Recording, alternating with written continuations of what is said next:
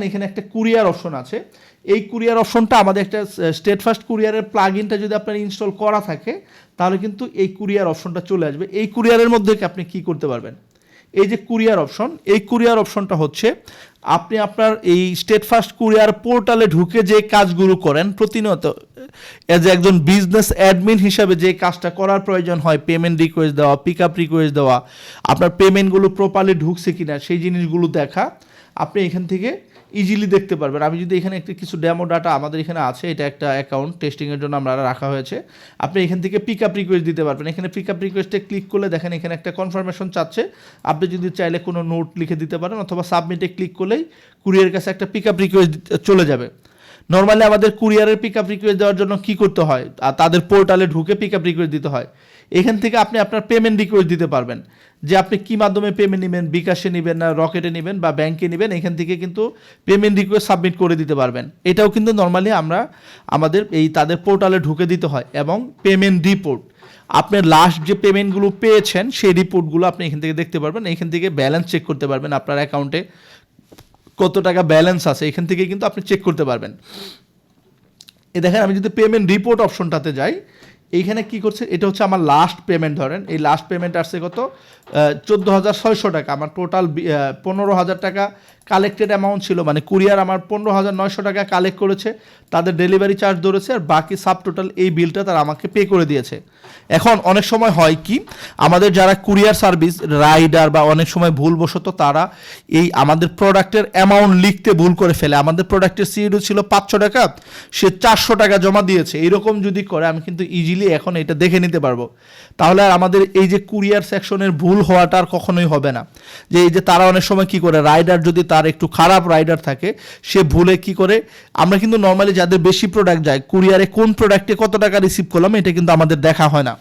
এই জন্য হয় কি, তারা অনেক সময় এই মিস্টেকগুলো করে থাকে, ইচ্ছাকৃত বা অনিচ্ছাকৃতভাবে এই মিস্টেকগুলো করে থাকে। আমি এইখান থেকে পুরা এই ইসে যখন আসলাম, আমরা নর্মালি কুরিয়ার পোর্টালে কিন্তু এটা দেখতে পাই না যে আমার ওই প্রোডাক্টের সিওডি কত ছিল, বা ইন্ডিভিজুয়ালি ওই প্রোডাক্টের সিওডি তারা যেটা আপডেট করে রাখে ওইটাই শো করে।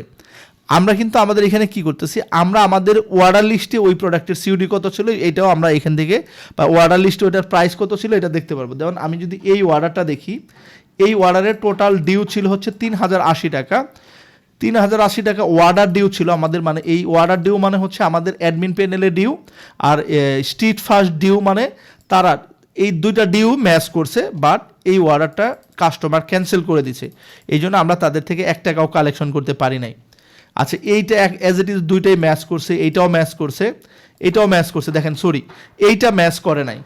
আমাদের ডিউ ছিল হচ্ছে 1,590 টাকা, বাট তারা জমা দিয়েছে 100 টাকা, বাট এটা নট ম্যাচ দেখাচ্ছে। এটার মেইন কারণ হচ্ছে এটা পার্শিয়াল ডেলিভারি হয়েছে, এইটা অর্ডারটা ক্যান্সেল হয়েছে, বাট কাস্টমার ডেলিভারি চার্জ দিয়ে এই প্রোডাক্টটা ক্যান্সেল করছে। এখন ধরেন এই প্রোডাক্টটা যদি ডেলিভার দেখাইতো আর এখানে যদি নট ম্যাচ দেখাইতো আর 100 টাকা, তাহলে কিন্তু ইজিলি বুঝে নিতে পারতাম যে কাস্টমার প্রোডাক্ট ঠিকই রিসিভ করছে, বাট ডেলিভারি ম্যান আমাকে পুরো টাকাটা হয়তো বা এই যে 1,500 টাকা সে এখানে আসলো, তাহলে 90 টাকা সে আমার এখান থেকে যে লেস করেছে এটা আমরা ইজিলি দেখে নিতে পারতাম। এইভাবে কিন্তু আমরা আমাদের হিউজ পরিমাণ অ্যামাউন্ট আমরা সেভ করতে পারবো। এই ধরনের ঝামেলা প্রতিনিয়তই কুরিয়ার কোম্পানি থেকে হয়ে থাকে। আর এই বিষয়গুলো কিন্তু আপনি কুরিয়ারের পোর্টালেও এতটা সূক্ষ্মভাবে আপনি এই রিপোর্টগুলো বের করতে পারবেন না, কারণ তাদের পোর্টালে আমাদের এই ডাটাগুলো সেভ করা নাই, অর্ডার ডাটাগুলো নাই, বা প্রোডাক্টের অ্যাকচুয়াল প্রাইস নাই। আচ্ছা, এইখান থেকে আপনি এক্সেল ফাইল অথবা পিডিএফ ফাইলে এই জিনিসটা আবার সেভ করে রাখতে পারবেন এই রিপোর্টটা। এটাই হচ্ছে গেল কুরিয়ারের ড্যাশবোর্ড। আপনি এখান থেকে আবার কুরিয়ারের যে ড্যাশবোর্ডের যে ডাটাগুলো আছে, মানে ড্যাশবোর্ডের যে মানে ওভারভিউ ফিল্টারিংগুলো থাকে, কোন ডেট থেকে কোন ডেটে আপনার কতগুলো এই কুরিয়ারে অর্ডার হয়েছে এটা। আবার ইভেন এইখানে একটা সেটিং বাটন আছে, আগে যদি আপনার কুরিয়ারটা সেটিং করা না থাকে সেই ক্ষেত্রে এইখান থেকেও সেটিং করে নিতে পারবেন এই কুরিয়ারটা। এই সেটিং বাটনের মধ্যে আপনার কুরিয়ার ইনফরমেশন ক্লিক করে কুরিয়ার ইনফরমেশন আসবে, এটা সেটিং করে নিতে পারবেন। আর আগে যদি সেটিং করা থাকে তাহলে আর এটা সেটিং করার প্রয়োজন হবে না।